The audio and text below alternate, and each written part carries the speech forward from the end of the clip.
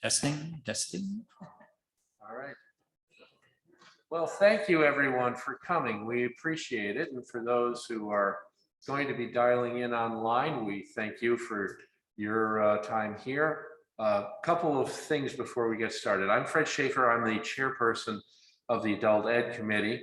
And next to me here is Michael Moore, who is really our historical expert on the committee.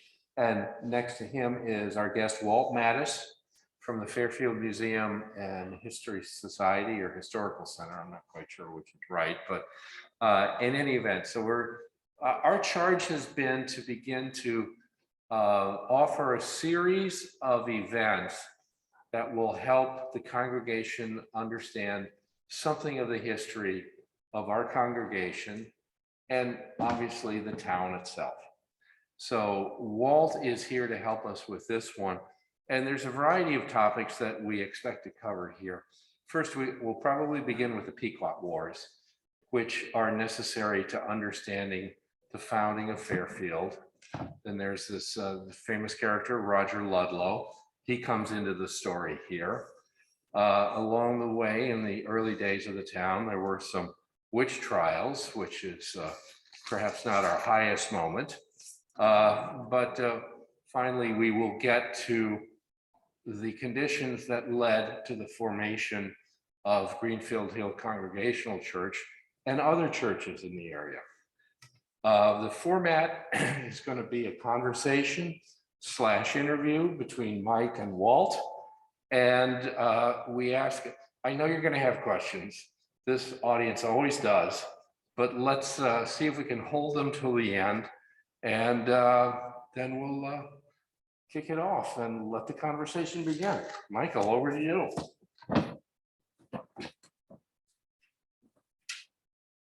Thanks, Fred, and welcome, Walt, and we'll get right to it. Just to start us off, Walt, if you would describe the colonial circumstances of the time of the founding of the town of Fairfield. There were Pilgrims in Plymouth, Puritans in Massachusetts, Separatists in Rhode Island, and the Dutch were in New York, claiming all the land between the Hudson River and Connecticut River. And there were a lot of Native Americans. So what was your view of that landscape? So as mentioned, there are several groups that we're talking about. Here in Fairfield, the Native Americans were the Umpqua, or the Sasqua or Sasko, as people who are familiar with Southport in that area. There were also the Maxmucks, which lived in what is inherently Greens Farms, the Aspatuck in northern, very northern Fairfield, Reading, Easton, that area, the Pequonic in what is today Bridgeport. So these Native Americans all lived here. The land was first claimed by the Europeans, as Michael was saying. The Dutch had gone up the Hudson River and set up trading posts along the Hudson River. They'd gone up the Connecticut River and set up trading posts at both the mouth of and in what is today Hartford. And then said, okay, everything in between those two rivers, and if you're familiar, they're kind of parallel to one another, everything in the middle is ours. Make no never mind that they've probably never set foot on any of it, but they say it's ours because we've gone up both rivers. And they had made alliances with some of the Native American groups. In particular, and directly connected to Fairfield, are the Pequot. Now, the Pequot are actually from Eastern Connecticut. For anybody who's ever been to the Pequot Reservation, either for the museum or the casinos, that's actually the lands that were theirs. They are led by a gentleman at that time known as Sassacus. He is their sachem, he is their leader, and he makes agreements with the Pequot. With the Dutch for the Pequot. What will come into play is that the English, who originally had settled at both Plymouth and Massachusetts, are beginning to decide they want to spread west. There is some conversation that part of that may have been connected to the Dutch already claiming that land, and they're looking at it saying, oh no, we would like to have that. And some of it may just be because of the population explosion that's going on as more and more Puritans are coming to New England and they need land. You have to understand that most of these people are farmers. And for them to have between 70 and 120 acres is not impossible. So you can't live right next door to each other. You need that land, you need that space. So as they move into Connecticut, it begins to create issues for the Pequot in particular, because they are saying, well, wait a minute, we have agreements with the Dutch, we want to trade with the Dutch. Within the Pequot Nation, there actually becomes an issue where a leader named Uncas starts to say, actually, we want to trade with the English. We want to create a relationship with the English. We want to trade with those English. And what becomes a problem is this differs from Sassacus, and eventually the Mohegan under Uncas and his followers will break out of the Pequot Nation. So it actually creates a schism within the Pequot Nation. Eventually, a war will break out. It's known as the Pequot War historically. It's the way we tend to speak about it. The connection that will come into Fairfield is in 1637, there is an attack on a fort in what is today Mystic, Connecticut. The Pequot are surrounded within that fort, and somehow a fire breaks out. People are trapped within. So they either have to run a gauntlet to get out through both Native Americans as well as Massachusetts and Connecticut militias, or stay within the fort. So there are some that do escape. They go in the four cardinal directions. The group that has the direct connection to Fairfield is Sassacus and his followers that they travel west, where they will eventually come into the village of the Sasqua or Sasko, which is today in Southport. The area, we believe, stretched from almost where the Pequot Library is up to basically where I-95 cuts across through Southport, and then pretty close to the Sasko River and west to somewhere in the area of Westway, Center Street, that area, that whole area was inherently the village. We believe that the Sasquatch had a relationship already with the Pequot, that they were trading partners and knew of each other. But while they're there, they get surrounded in the swamp, and the Battle of Matatuck Swamp becomes known as the Great Swamp Fight in our history.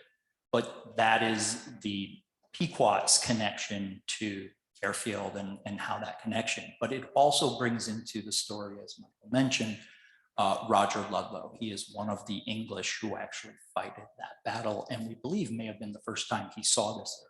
Yes, Michael. Just to interrupt you for a second. So Roger Ludlow comes to Massachusetts, where he becomes deputy governor. And 1636, I believe, he makes a peace treaty, or 1635, a peace treaty with the Pequots. But just to introduce his personality,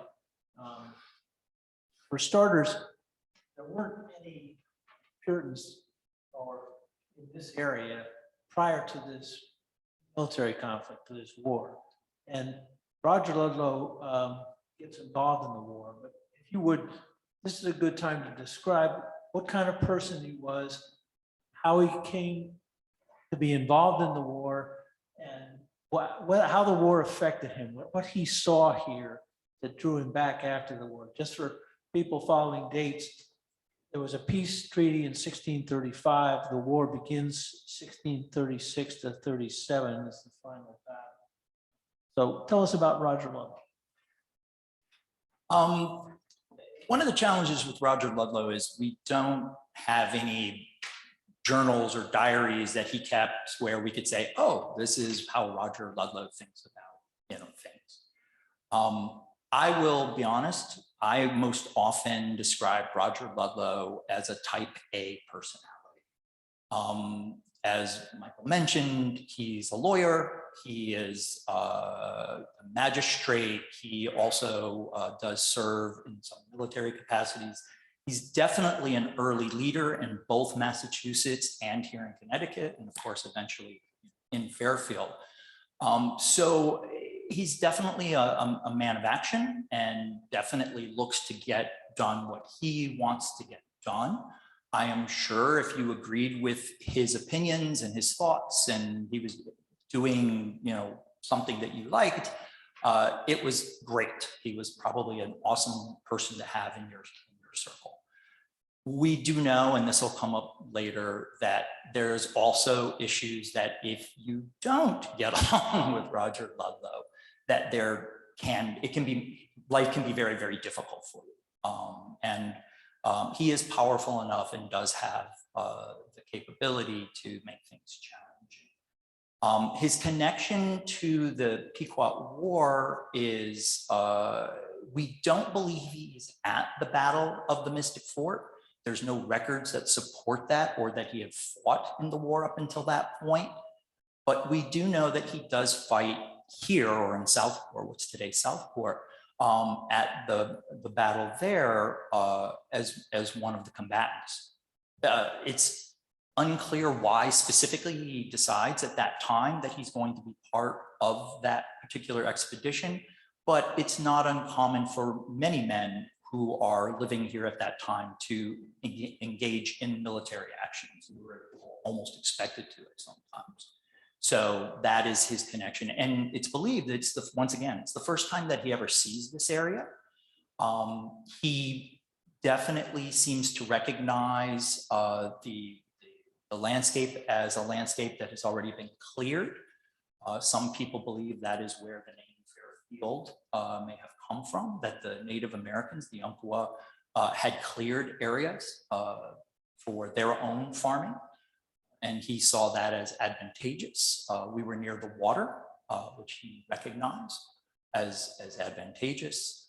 There was also a little bit going on at the time between New Haven and the colony of Connecticut. So New Haven is actually a separate colony. And people are beginning to realize that they are on the coast. They could continue to spread out along the coast. And Connecticut colony, which was on the Connecticut River, but inland, could lose the connection to the coast through New Haven's growth and expansion. So Roger Ludlow goes back to Windsor, Connecticut, and convinces Connecticut colony, as well as some people from Windsor, that this area should be settled. Originally, he was supposed to settle at what is known as Pequot, today would be Bridgeport, but he chooses not to. He chooses specifically to settle here in what we now call Fairfield. For those who are familiar, if you know where Beach Road and Old Post Road actually cross one another, that is actually where what is known as the Four Squares in 1639 is established.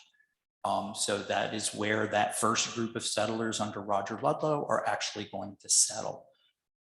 And he actually gets in trouble for settling where they choose to settle, because the Connecticut legislature says, hey, you were supposed to settle here at Pequot, and you didn't, you settled somewhere else, or we didn't give you permission.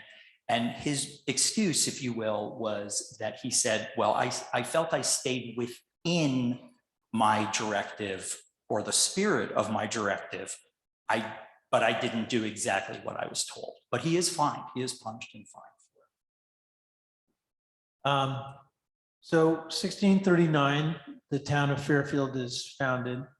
I was just curious, the seal of the town of Fairfield has an Indian shaking hands with a Puritan. And in the Latin text below it is translated roughly as, he who transplanted still sustains. That's the motto of the town of Fairfield. It's also the motto of the state of Connecticut. What do you think that means? The part of that, we can look at the settlement of Connecticut originally by the English. Connecticut is settled without a charter. The people of Massachusetts Bay that are coming here, in theory, don't have permission. The king has not authorized this. It's not been cleared. And so Connecticut is settled without a charter, but part of what's going on, as I was saying before, is that the English are looking at this new land and saying, hey, we can use this, we can spread out to this.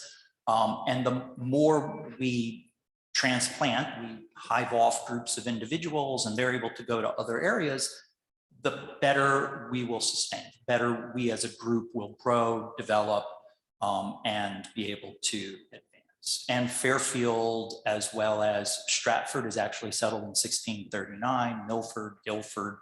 A lot of these communities are being settled with that idea in mind. So before we leave the idea of Roger Ludlow, he was involved in the early witch trials. Just speak for a minute about how that happened here in Fairfield. So yes, there are witch trials here in Fairfield. Some people know, a lot of people are actually surprised. We have 3 that are connected to Fairfield. The first happens in 1653. It involves a woman by the name of Goody Knapp, who is accused, tried, and convicted and actually hung by the town of Fairfield. We don't know a lot about Goody Knapp, or in particular her trial. We know more than some of the other trials that take place historically in Connecticut. Part of that actually has to do with the Roger Ludlow connection. Roger Ludlow is one of the magistrates during Goody Knapp's trial. And one of the things that keeps coming up during Goody Knapp's trial is, who else is a witch? Who else can we find within our community? And a name that keeps coming up over and over again is a woman by the name of Mary Staples. Mary Staples is a prominent woman here in town. Her husband's name is Thomas Staples. And we don't know exactly why they keep trying to bring up her name and use her name. But what we do know is that when Goody Knapp, who is, as I said before, actually convicted of being a witch, is being brought to the gallows, she calls up none other than Roger Ludlow and whispers in his ear. Now, what she actually says, only Roger Ludlow and Goody Knapp know, because Roger Ludlow at the time of the hanging never says what she whispers to him. About 5 months later, he is at the home of the Davenports, Reverend Davenport and his family in New Haven, Connecticut. And Roger Ludlow suddenly mentions that what Goody Knapp mentioned to him, said to him, was that Mary Staples is a witch and a liar. So now Mary Staples, somebody's pointing a finger, none other than Roger Ludlow. One of the key challenges to all of this, though, is that Thomas Staples and Roger Ludlow are political enemies. They don't get along. So Thomas Staples says, you can't say that about my wife, and I'm going to take you to court. And in 1654, what is considered the second witch trial connected to Fairfield occurs. Ironically, neither Roger Ludlow nor Mary Staples nor Thomas Staples actually appear in the courtroom. It's done strictly through lawyers. And what does happen, though, is there's constant referencing back to the Goody Knapp trial. Because remember what I said, they were trying to get Goody Knapp, who is now a convicted witch, to say that Mary Staples was. So there's these references, which does give us some knowledge of the Goody Knapp trial. Mary Staples is found not to be a witch. In fact, Roger Ludlow is fined. And it is ironic that this all happens in 1654, which is the same year that Roger Ludlow leaves the community of Fairfield.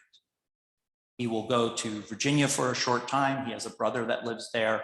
And then he will return to England, and then eventually he will move to Ireland. He's part of the Munster plantation and the whole English kind of taking over Ireland story, which is where he will die. He's buried in Dublin.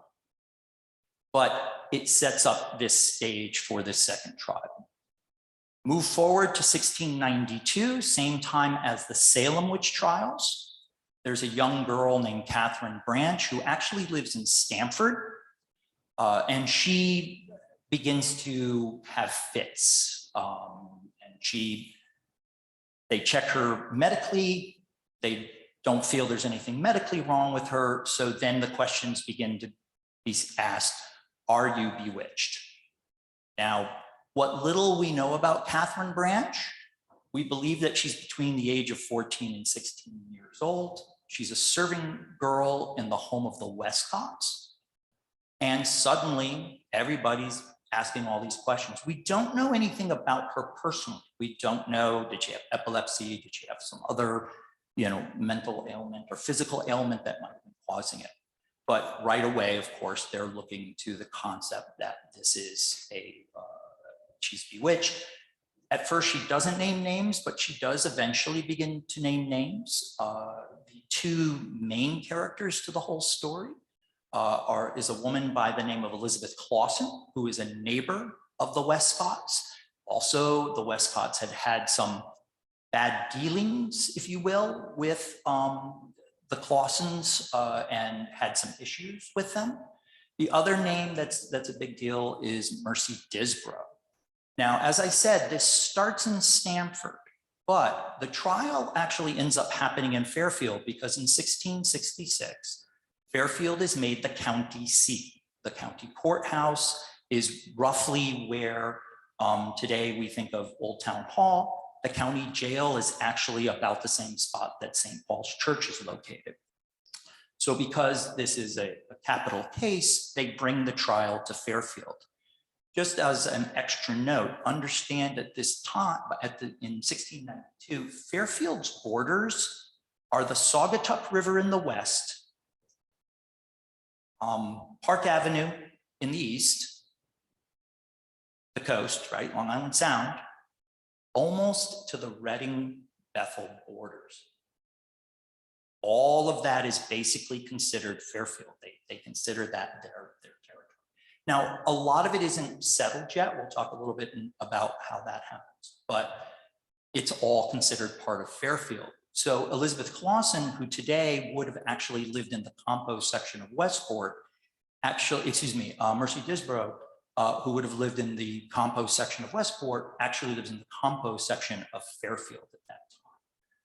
They are brought to the courthouse for the trial, and what will actually happen is they will endure the ducking test. So for those who are familiar with the Fairfield Town Green, you know that there's an area where the ground sinks in between where Sun Tavern is located, Victorian Cottage, Independence Hall, there's an area. That used to be Edwards Pond. And in 1692, Elizabeth Clausen and Mercy Disbrow are actually ducked. They're put into the water to endure the test.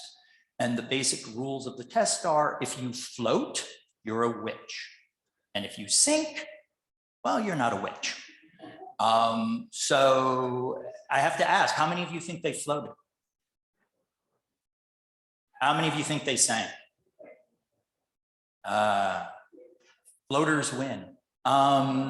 They floated. In fact, we do actually have on record 2 gentlemen actually went out with poles to help them and push them under, and they bobbed up like cork. So they failed the test, is the point.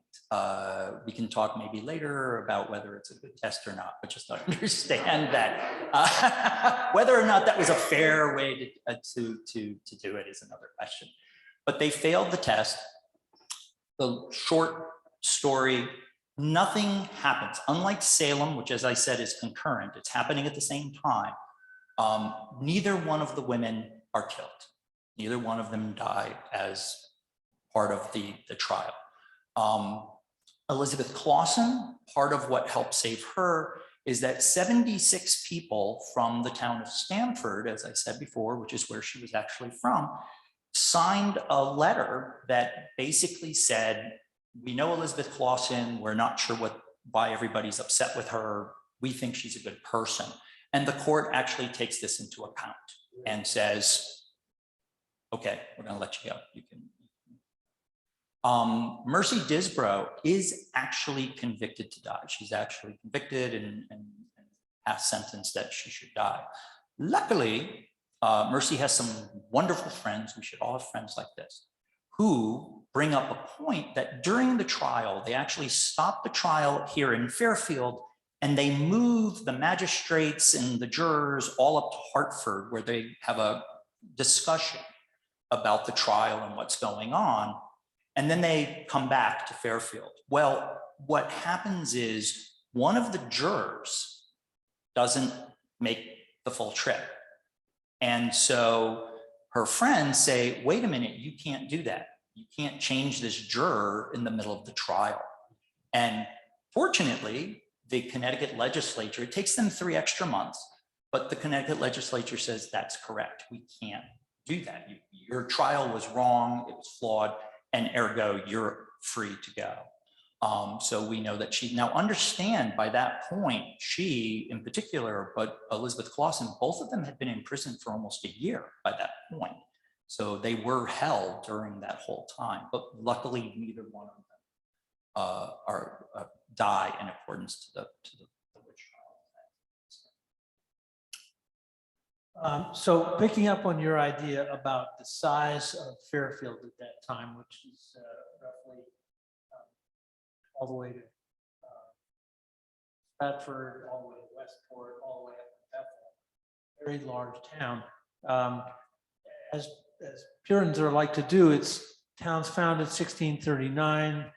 Their first congregational church is also founded, I think, at that time.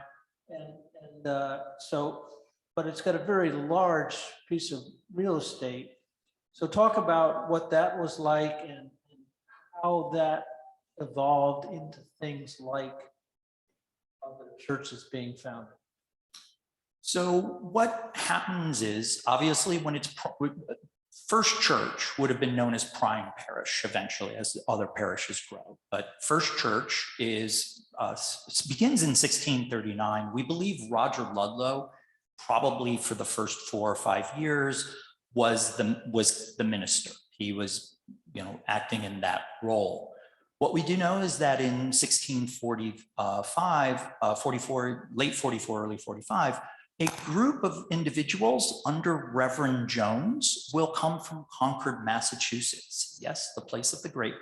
And he will bring 20 families with him, basically almost doubling the size of the population. And as we said before, one of the issues is they need land, and most of the land on those 4 squares had already been kind of spoken for by the original families and some that had settled in between, but suddenly there was this large influx. A lot of those families begin to settle in what we would today call the Stratfield area of Fairfield and Bridgeport. One, Wheeler, will actually settle in what is today Black Rock section of Bridgeport. But once again, remember at that time, all of that is technically part of Fairfield. As more and more people move into Fairfield, the same thing starts happening as these families begin to settle and move farther and farther away from First Church or Prime Parish. Part of the religious experience for the Puritans is you gather as a community for services and other events. And that's all fine when you all live, say, within 2 miles, 3 miles of your meeting house. Remember, you have to either walk, ride a horse, or come in some form of wagon or carriage or whatever. So as the town grows and more people begin to live farther away, now it's 4 miles, 5 miles. And people are like, when it's cold, wet, and rainy, I'm not really enjoying this. The other side of this conversation is your children all went to the meeting house for school. One of the things that the Puritan faith did work at was the education, the reading. There was a meeting where a few of us were at, and I brought up the point that we often think of women, girls, not being able to read. That was not true so much in New England because the Puritans wanted everybody to be able to read the Bible. So ergo, young women were often taught to read, whereas they might not be in other faiths or other cultures. So the problem with that is, though, those same children now have to travel those 3, 4, 5 miles to get to your meeting house. So the first parish to separate out will be Stratfield. Once again, they already have a fairly large population. They are roughly 4 miles or more from the center of town, First Church. And so they petition to have a parish, to have their own minister. Actually, they petition for the school first, is actually what they ask for. But everybody knows that the next step is going to be to have their own minister and have their own meeting house.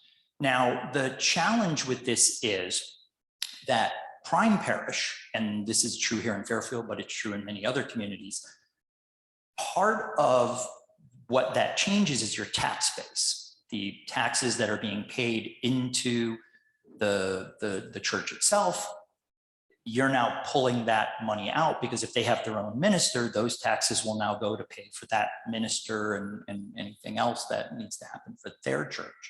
And often the Prime Parish doesn't like this. They don't want this to happen. And it's actually, Stratfield's request is actually rejected twice because Prime Parish is able to convince Connecticut legislature that this shouldn't happen, but it does eventually happen. And it does set the stage for future additional parishes, West Parish or Greens Farms, and then Greenfield, North Fairfield, which will basically become Easton, Norfield, which is going to become Weston, and Reading Parish. So eventually all of these parishes will come out of Prime, out of the original parish. The connection here in particular is what are called the long lots. So in 1670, as we said before, Fairfield had already claimed all this land above what today, if you're familiar with like Brookside Road and believe it or not, Fairfield Woods Road, Wilson, Long Lots Road, if you actually take a ruler, if you take a map of Fairfield and you put a ruler along them, they actually sort of line up. And the reason is because in 1670, that is probably pretty close to the northernmost boundary of where most people live. But Fairfield claims all the land above that. And so in 1670, they decide they need to break this up and let people use it. And so they're trying to figure out what's going to be the fastest and most fair way to accomplish this. And so they create what have become known as the long lots. And basically they take that line and then they divide the amount of frontage you get by your tax base. So the higher your tax base, the wider that frontage, the less your tax base, the more narrow. Now, why are they long? Well, so let's just say you get, half a mile. Many of them are between 7 and 8 miles deep. So some people have lots that are 150 yards wide, but they're still that deep, okay? And they become known as the long lots. And those are today Burr, Wakeman, and all of those names. Now, some people will say there's one that goes up north, actually this way, and it's called 11 o'clock road.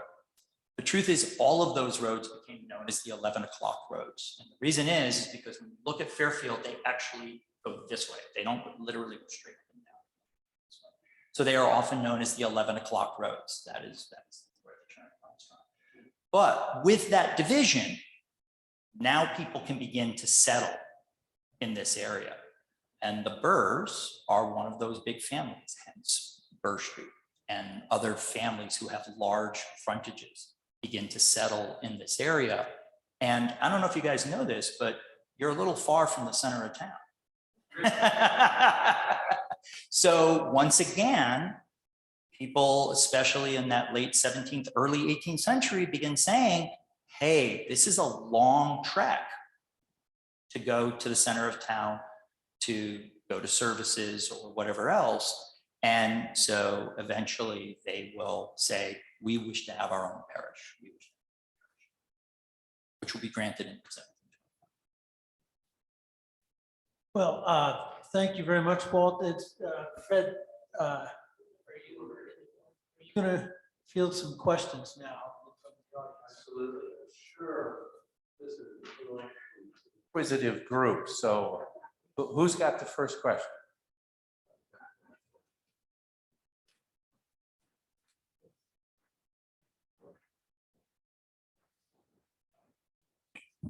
Just a quick question, because I'm curious, because I live in Stratfield. Was the Stratfield Parish the one that's on Churchill Road? Okay, so you're talking about the Stratfield Baptist Church? Okay, so actually Stratfield is North Avenue. That is actually the area that was Stratfield historically. So the church, the first meeting house was actually on Park Avenue, farther south, but the second meeting house was actually at the corner where Park Avenue and North Avenue come together today in Bridgeport, but historically it was Fairfield, the northeast corner. So across, there's a gas station, and then across, that's actually where the parish was. That was actually where the meeting house was. But yes, that whole area. The Baptist church is later, but it does have a kind of a neat historical key. Is, as far as I know, it is the oldest continuously used religious structure in the town of Fairfield. So.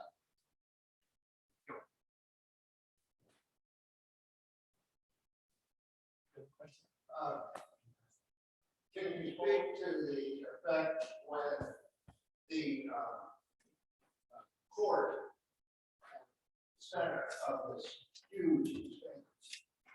Can you speak to the effect when the court moved from Fairfield to Bridgeport?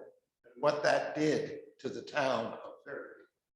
So that's a great question, and you're right. I did mention that we become the county seat. That's why it's Fairfield County. Sometimes people will ask, but it moves in 1853, and the part of that brings us into a second story, which is this story of the growth and development of Bridgeport. Bridgeport is a named community. It becomes a borough of Stratford in 1800. In 1821, it becomes a town. In 1836, it becomes a city. It grows that fast. And eventually, what's going to happen is they're going to start to say, why is the county courthouse in this little country town of Fairfield when the big growing cool city is actually Bridgeport? And so they do win, they do eventually move it, and it really kind of positions Fairfield as what will inherently become a suburban, at best rural, most of its history at that time, community. Because with that move, with that courthouse now being in Bridgeport, Fairfield inherently has lost all its political clout that it had up until that point. There are a lot of conversations there. Part of it has to do with the harbor, what's Bridgeport Harbor today, Pequot Harbor at the time. The other thing is that it is not developed in the same way that the surrounding communities are. So Fairfield kind of reaches that North Ave, Stratfield area. Stratford is much farther to the east. And so Bridgeport is positioned as it begins to grow to have this kind of land that nobody has yet established itself on, or have. The other key thing is the railroad. The railroad really changes everything, and that happens in the 1840s. But Bridgeport's becoming a city is actually tied to the Housatonic Railroad. So what's happening is the harbors, the way you're getting your supplies, this story, if we had gone farther in Fairfield history, would have been part of it.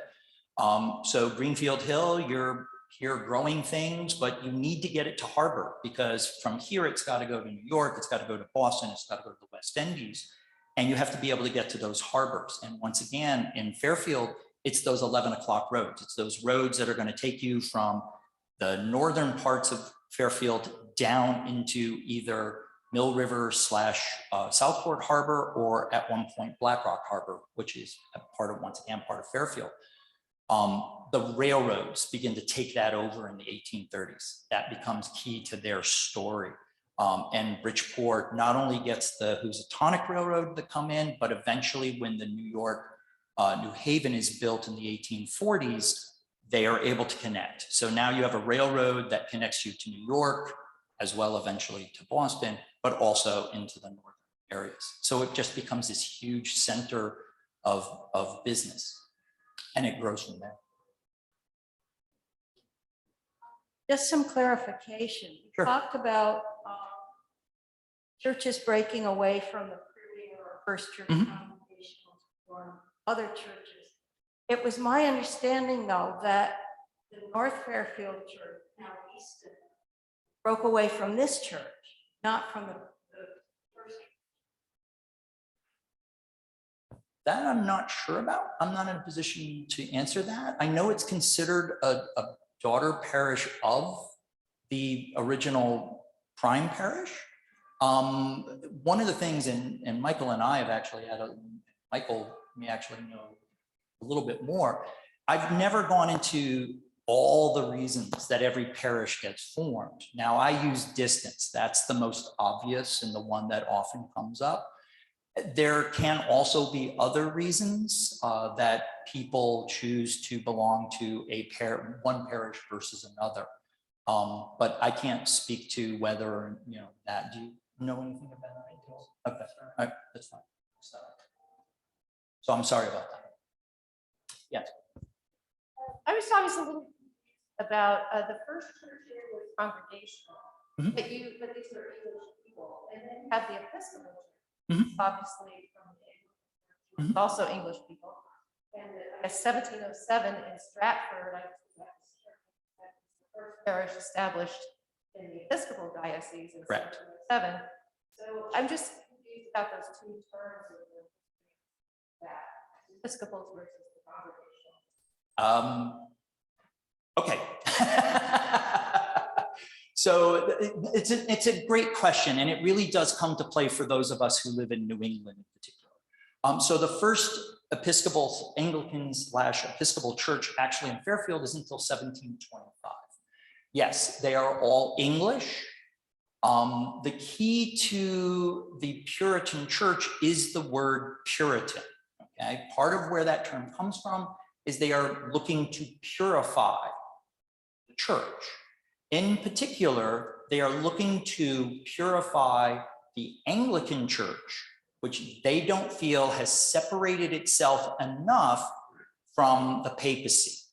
They feel that much of what the Anglican church is still doing looks like, sounds like the papacy, which is what the Puritans want to get the farthest away from. We were actually having a short conversation earlier where we were talking about stained glass windows, and stained glass windows in a Puritan church would have been terrible because, once again, that's considered something connected to the papacy. So there were, and it goes very deep, but that's the key to the Puritans. And so when the Puritans are first being forced out, because the Anglican church, of course, the head of the Anglican church is the king. And the king's saying, well, wait a minute, you're English, you should follow our church. But the people who are part of the Puritan faith are like, no, we would like to see something else. And as we know, the group of them originally go to Holland. There's others that stay in England, but they sort of try to keep quiet. Eventually, the group that goes to Holland will become the Pilgrims. They're going to become that first group that's going to come here. And they come with the idea, it's not that they don't want to be English, they just would like to be able to worship in the way that they see as appropriate. And they think all of England should, but certainly they see the opportunity to come here and establish. So this is, to your point, Virginia is Anglican. That is an Anglican establishment, as are many of the southern colonies. So this becomes an issue as we move forward towards the American Revolution. For people who are aware, there are a lot of people who are like, oh, wait a minute, we from Virginia worship in this fashion, you in New England worship in this fashion. And the answer that the founding fathers will set up is really that idea of division of church and state. Because that was the key problem with the Anglicans, is that they were both church and state. It becomes an issue, and we're not getting into it right now, here in New England, where the Puritans are both church and state, and they control everything in that sense. And that's part of the reason why almost 100 years after Fairfield is founded, the first Anglican church actually exists. It's that division, it's that separation. I have a question, but I just wanted to start by saying how much I've enjoyed this. Thank you. Thank you, Walt. very much. Thank you, Mike. This has really been a lot of fun. My question, let's see, King Philip Wars in the 1670s. Okay. Could you tell us a little bit about Fairfield's involvement there, or the involvement of people of Fairfield? I think we have a sense that it was, multi-colony conflagration. I just don't know how much it came to our door. So the war itself doesn't actually come to our door, but you are correct. There are individuals from Fairfield who will, every town was required to supply troops based on its population. Fairfield will supply. In particular, we supply dragoons. Dragoons are soldiers who will ride horses to the battle, but not fight necessarily on those horses. So as opposed to cavalry, which would fight on the horses, dragoons will dismount and fight on foot.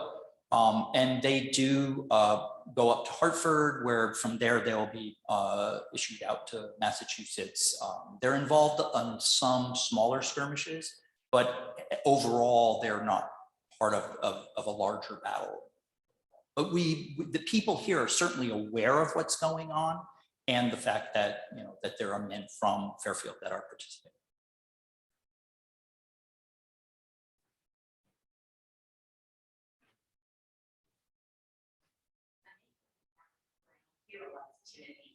Mhm. But is there a good answer to how he connects through this? Timothy Dwight is much later. I might even pass this over to Timothy Dwight grew up in Northampton, Massachusetts, which was the hometown of Jonathan Edwards, who was considered the greatest theological luminary of anyway, Jonathan Edwards created schism in congregationalism between what's called New Lights and Old Lights. And the Dwight family were big supporters of the New Light, Jonathan Edwards version of congregationalism. However, the people of Northampton were not, so they kicked Jonathan Edwards out of that parish. And he eventually, long story short, goes to Princeton, New Jersey, where he's asked to be the head of the college, which is Princeton University today. That was a New Light school, as opposed to Harvard and Yale, which were both Old Light and by the new theology.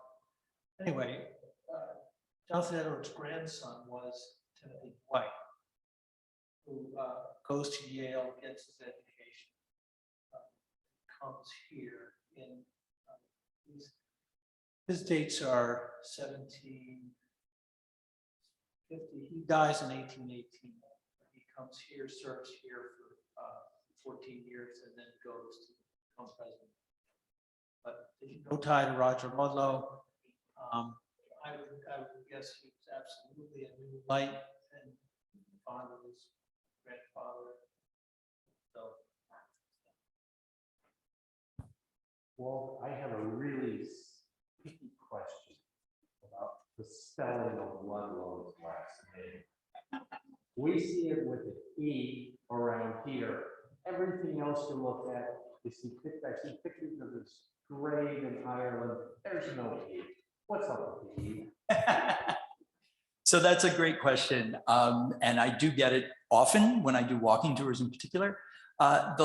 Historically, in other words, if you're reading historic books or things where people are just discussing him or his family, it's never an E. They never use the E. The school, I've always joked, is that, when you're creating your school in the early 1900s, everything gets ye olde E. And so they may have added it, but I personally, if you have a chance to come to the Fairfield Museum, we ask that you please visit. We actually have a copy of his signature along with some of the laws that were part of the Code of 1650, which is the first set of laws for the colony of Connecticut. And he wrote them. And so we actually have his signature. And when you see how he writes his name at the end, I could make the argument that there's an E there, but it's also attached. He has this big flourish underneath his name. And some people feel that the E is not actually an E, it's connected to that flourish. But the quick answer for the school is, like I said, I believe it's just ye olde E. They wanted to use that E. Thank you. You're welcome. We thank everyone for coming. I don't want to stretch your patience any further, but Walt, terrific. Thank you very Michael, much. excellent, good stuff.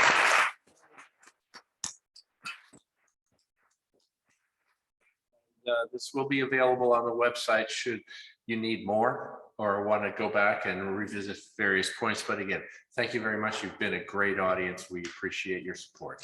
Thank you. Have a good afternoon.